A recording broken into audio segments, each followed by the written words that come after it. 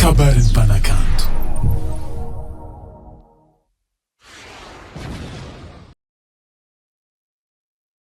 Faenjena miamy fahaizana, mira fahombiazana.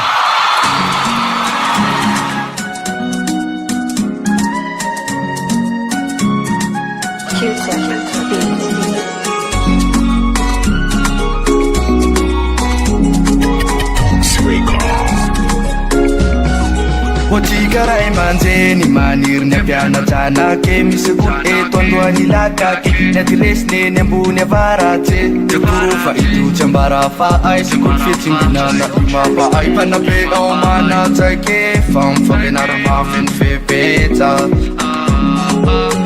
nabe negizy mbala solombanona olo kenjary tsara fifanana ary ny tariketsa eny sasisety licence ary réussite nabe negizy mbala solombanona olo kenjary tsara fifanana ary ny tariketsa eny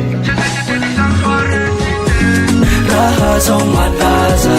misy fitsimbinana je maro dihita nanay koa mavita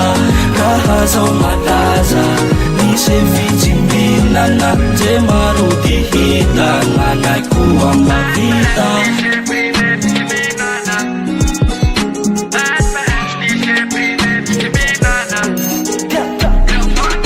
FILAH El BIEF tiagnarako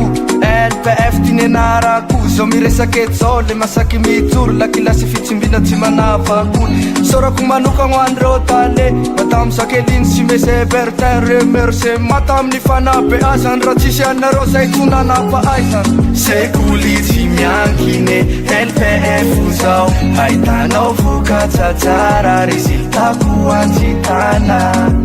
katongava say soratsanarane fandova tsara indrindra tsinona fanifianarane raha zao malaza misy fitsimbinana je maro dihita nanay koa mavita raha zao malaza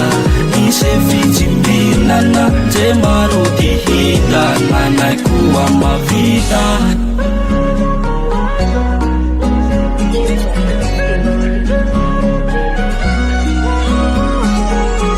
atsipiny tandiny atanjokiny omby atsipiny teny apony mahilala atoko hoe fianara ozale mampaomby mitsinjo fiavanagny raha malala tsy mila taraikitsika fa mila pare fitsimbinana ihany nolakile tsy mila taraikitsika fa mila pare fitsimbinana ihany nolakile raha zao malaza misy fitsimbinana je maro dihita nanay koa mavita raha zao malaza misy fitsimbinana je maro dihita nanay koa mavita. Sweet call.